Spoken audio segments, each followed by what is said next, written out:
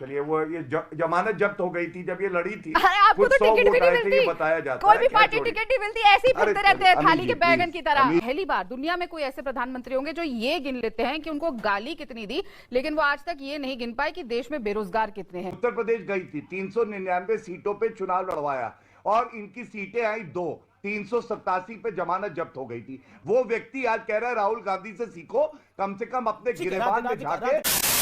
दोस्तों नमस्कार, आप सभी का स्वागत है और आप देख रहे हैं एस की डिबेट। दोस्तों कहीं भी चुनाव हो, देश में चुनाव हो या किसी राज्य में चुनाव हो, कांग्रेस के नेता पीएम मोदी को गाली देने से नहीं चूकते। अभी कुछ दिन पहले गुजरात में विधानसभा चुनाव हुए थे तो कांग्रेस के नेताओं ने पीएम मोदी को जी भर भर के गाली दी थी। मल्लिकार्जुन खड़गे ने तो पीएम मोदी को 10 सिर वाला रावण बोल दिया था, जिसके बाद कांग्रेस की क्या हालत हुई सभी ने देखा। तो दोस्तों अभी कर्नाटक में चुनाव है तो मल्लिकार्जुन खड़गे ने पीएम मोदी की तुलना जहरीले सांप से की है। तो अभी उनके बेटे प्रियांक खड़गे ने पीएम मोदी को नालायक बेटा बोल दिया है। तो दोस्तों आज की डिबेट वीडियो इसी मुद्दे पर होने वाली है। बीजेपी की तरफ से गौरव भाटिया जी हैं और राधिका खेड़ा कांग्रेस पार्टी की तरफ से हैं। दोस्तों वीडियो बहुत शानदार होने वाली है, आपसे अनुरोध है वीडियो को अंत तक जरूर देखें। वीडियो पसंद आए तो लाइक करें, शेयर करें, कमेंट करें और मेरे चैनल को सब्सक्राइब करें। चलो दोस्तों ओरिजिनल वीडियो स्टार्ट करते हैं। चलिए शुरू करते हैं।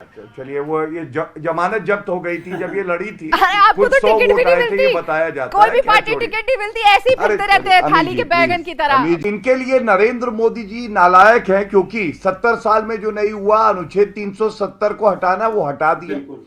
35 साल तक ये लोग कहते रहे 1 रैंक 1 पेंशन देंगे, करके दिखाया नरेंद्र मोदी जी ने। वो नालायक हैं। जीएसटी ये लागू नहीं कर पाए और लागू करी नरेंद्र मोदी जी ने। नालायक कौन है? नरेंद्र मोदी जी। ये वीवीआईपी चॉपर खरीदते थे अपने परिवार के लिए, बुलेट प्रूफ जैकेट लाए नरेंद्र मोदी जी। नालायक नरेंद्र मोदी जी हैं। और ये कितने लायक हैं? 70 साल में एक आईआईटी नहीं बना के दे पाए कर्नाटका में। धारवाड़ में आईटी दिया नरेंद्र मोदी जी ने। अपना रिपोर्ट कार्ड क्यों नहीं रखते हैं जनता के बीच में? ये सवाल हर कोई पूछ रहा है। गौरव भाटिया का मुंह बंद करने का मेरा काम नहीं है, वो कर्नाटक की जनता करेगी, जिनको इन्होंने 2018 में वादे किए थे लोन वेवर करने का, किसान का एमएसपी देने का, किसान का। जैसे मैंने बताया 57,000 एजुकेशन डिपार्टमेंट में खाली पद है, 40% कमीशन। एक कंप्लीट करने दीजिए इनकी बात को, फिर उसमें भी आऊंगी। कंप्लीट करने दीजिए जिनको इतना मौका मिला। दूसरी बात इन्होंने यहाँ पे बताई कि नड्डा जी ने आपके चैनल को वो दिया। नड्डा जी की बात करें, बहुत अच्छी बात है, वो कह रहे दोबारा सरकार आ रही है।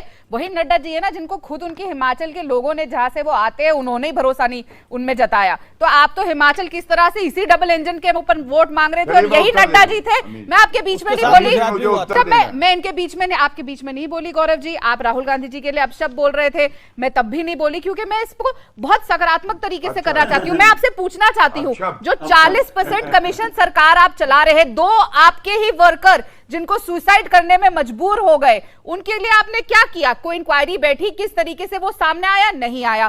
फिर पूछूंगी 57,000 क्यों एजुकेशन डिपार्टमेंट में पद खाली पड़े हैं? क्यों आपने जो किसानों को कर्ज माफी का वादा किया था वो पूरा नहीं हुआ? आपकी औकात बता रहा हूँ सर, बुरा नहीं मानना सर। कांग्रेस पार्टी बौखलाई हुई और एक कहावत है ना अमीर जी, खिसियाई बिल्ली खंबा नोचे, वही हालत कांग्रेस पार्टी की आज है। मैं ये प्रोग्राम जो है कर्नाटका की धरती से ही कर रहा हूं। मैं आपको बता सकता हूं इस चुनाव में कांग्रेस पार्टी ये चुनाव हार चुकी है और तभी उनके पास कोई विकास के मुद्दे पे चर्चा करना है ही नहीं। हमने अपना रिपोर्ट कार्ड दिया है, हमने बताया है कैसे डबल इंजन की सरकार ने आईटी दिया, 12.5 करोड़ टीके कर्नाटका में कर्नाटका भाई बहन को लगाए, 4 करोड़ घरों में राशन पहुंचा, एक एयरपोर्ट शिवमोगा में आया और तमाम और काम है। लेकिन नरेंद्र मोदी जी को गाली क्यों दी जा रही है, ये आज बड़ा सवाल है। और ये इसलिए दी जा रही है क्योंकि खड़गे रिमोट कंट्रोल वाले अध्यक्ष है और उनको भी सोनिया गांधी, राहुल गांधी को खुश रखना है, क्योंकि परिवार की परिक्रमा करना, पूजा करना, यही सारे चाटुकार कांग्रेसियों का काम है। मैं इनसे पूछना चाहता हूं, आप मुझे बताइए, खड़गे जी ने पहले कहा 100 सर वाला रावण, क्या हुआ अमीर जी? गुजरात में 156 सीटें ऐतिहासिक, लेकिन काउंटर पॉइंट है। आप कह रहे हैं हमने देखा कैसे काउंटर पॉइंट है, जहरीला सांप बुलाया मोदी जी को, गौरव, और मोदी जी कह रहे हैं तो मुझे गाली दो, विष दो, मैं जो है अमृत दूंगा जनता को। तो जितना ये विष घोलेंगे उतना अमृत नरेंद्र मोदी जी जो है कर्नाटका की जनता के लिए विकास के द्वारा यहाँ पे समर्पित करें। चलिए देखिए, ये साफ दिखाई दे रहा है कि और सारे सर्वे भी बता रहे हैं कि किस तरीके से भारतीय जनता पार्टी सरकार नहीं बना रही है दोबारा कर्नाटक में। वैसे भी इन्होंने जिस तरीके से खरीद फरोश करके सरकार बनाई थी, उसका एंड नतीजा यही होना था। और वमीश जी, देखने की बात है कि देश में जो पहली बार दुनिया में कोई ऐसे प्रधानमंत्री होंगे जो ये गिन लेते हैं कि उनको गाली कितनी दी, लेकिन वो आज तक ये नहीं गिन पाए कि देश में बेरोजगार कितने हैं। वो ये नहीं गिन पाए कि उन्होंने कितनी प्रेस कॉन्फ्रेंस करी है और कितनी मीडिया से चर्चा करी है। वो ये नहीं गिन पाए कि जो 300 किलो आरडीएक्स आया और जो पुलवामा का हमला हुआ, जिसके लिए खुद इनके गवर्नर कहते हैं कि इन्हीं की कमी से हुआ, उसके बारे में नहीं गिन पाते हैं। वो ये भी नहीं गिन पाते कि विश्व का सबसे बड़ा कॉर्पोरेट भ्रष्टाचार हो गया, कितने का हुआ, उस पर चुप्पी साध लेते हैं। इतने सारे मुद्दे हैं, चाहे नंदिनी का मुद्दा हो जिसको अमूल की वजह से रिप्लेस किया जा रहा है, चाहे 40% का कमीशन खोर का मुद्दा हो, चाहे उस आदमी का मुद्दा हो जो इनका फेवरेट है बसव गौड़ा, जिसने सोनिया गांधी जी को विष कन्या बोला, जिसने ये तक बोला कि वो पाक चीन की एजेंट है।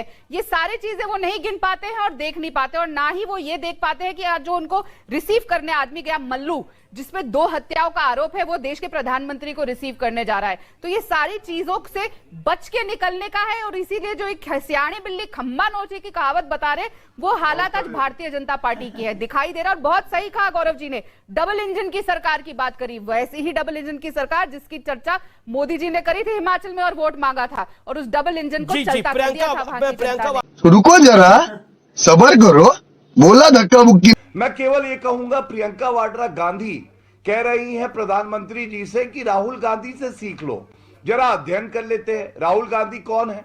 राहुल गांधी वो व्यक्ति हैं जो कहते हैं देश का चौकीदार चोर है, फिर माफी मांगते हैं झूठ के लिए और सर्वोच्च न्यायालय में हलफनामा देते हैं। राहुल गांधी वो व्यक्ति है अमीर जी जो अपनी सांसदी इसलिए खोते हैं क्योंकि वो अपशब्द कहते हैं और न्यायालय उन्हें सजा देती है 2 साल की।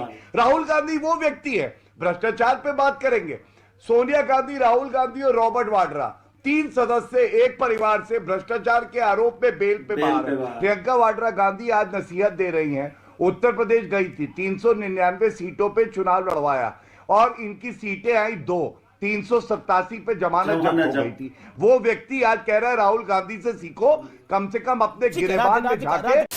देखा दोस्तों, राधिका खेड़ा बोल रही हैं कि पीएम मोदी ये तो गिन लेते हैं कि उनको गालियां कितनी पड़ी, लेकिन वो ये नहीं गिन पाते कि देश में बेरोजगार कितने हैं। वो ये नहीं गिन पाते कि पुलवामा में 300 किलो आरडीएक्स कहां से आया। वो ये नहीं गिन पाते कि उन्होंने मीडिया से कितनी बार चर्चा की। वो ये नहीं गिन पाते कि देश में इतना बड़ा कॉर्पोरेट घोटाला हो गया, वो कैसे हुआ। वहीं गौरव भाटिया जी पीएम मोदी के कुछ बड़े कामों को गिना रहे हैं कि उन्होंने धारा 370 को हटाया, उन्होंने जीएसटी को लागू किया, उन्होंने वन रैंक वन पेंशन को लागू किया। लेकिन कांग्रेस की नजर में नालायक कौन है? नालायक पीएम मोदी है, और वो राधिका खेड़ा के सभी आरोपों के जवाब अपने अंदाज में दे रहे हैं। तो दोस्तों, इस गाली वाली सियासत को लेकर आपका क्या कहना है, कमेंट सेक्शन में कमेंट करके बताएं। और अगर वीडियो पसंद आई हो तो लाइक करें, शेयर करें, कमेंट करें और मेरे चैनल को सब्सक्राइब करें। चलो दोस्तों, मिलते हैं अगली वीडियो में। जय हिंद, वंदे मातरम, जय श्री राम।